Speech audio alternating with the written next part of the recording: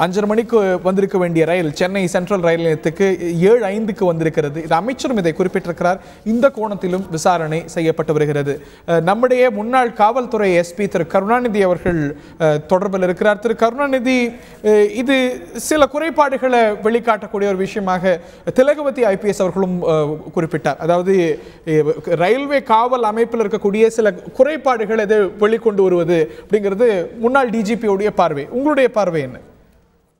அது உண்மையிலேயே ரொம்ப ஸ்ட்ரிக்டா நம்ம பண்ணோம்னா எல்லா இடத்துலயும் ஒரு காம்ப்ளசன்ஸ் இருக்கு. நமக்கு மிகப்பெரிய இந்த மாதிரி சம்பவங்கள்லாம் நடக்காதுங்கிற மாதிரி நமக்கு நாமே சமாதானம் பண்ணிட்டு இருக்கோம். நார்த் இந்தியாவில் இது நிறைய பாக்குறாங்க. நம்ம இதுல ஸ்டேட்ல இதெல்லாம் ரொம்ப ரேரா நடக்கிறதுனால நம்ம மக்கள்கிட்ட ஒரு காம்ப்ளசன்ஸ் இருக்கு, ஒரு அலட்சிய போக்கு இருக்கு. யார வேணாலும் வரலாம் போலாம், யாரும் கேட்கறது இல்ல. ஒரு சந்தேகப்பட்ட நபரை கூட யார் நீங்கன்னு கேட்கறதுக்கு யாருக்கும் அந்த துணிவு கிடையாது.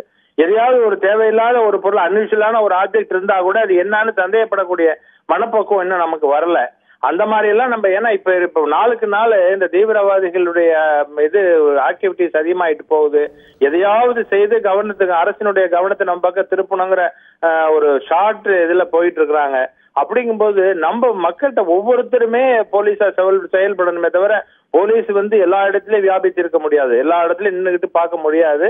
போலீஸுக்கு தகவல் கொடுக்கணும். ஒரு இடத்துல இருக்குங்க, இந்த இடத்துல சந்தேகத்துக்கிடமா ஒரு பேக் ஒரு ஆள் சுத்திக்கிட்டு இருக்கிறான் அப்படிங்கிற தகவல் காவல்துறைக்கு கிடைக்கணும். இதுக்கு பாருங்க 2 நாளைக்கு முன்னாடியே ஒருத்தர் அரெஸ்ட் பண்ணிருக்காங்க.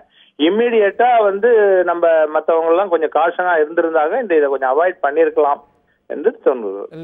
எல்லாருக்குமே இதுல பொறுப்பு இருக்குன்னு சொல்ல, காவல் அமைப்புகளுக்கு நிச்சயமாக அதீதமான பொறுப்பும் கடமையும் இருக்கு அப்படிங்கறத யாரும் மறுக்க முடியாது.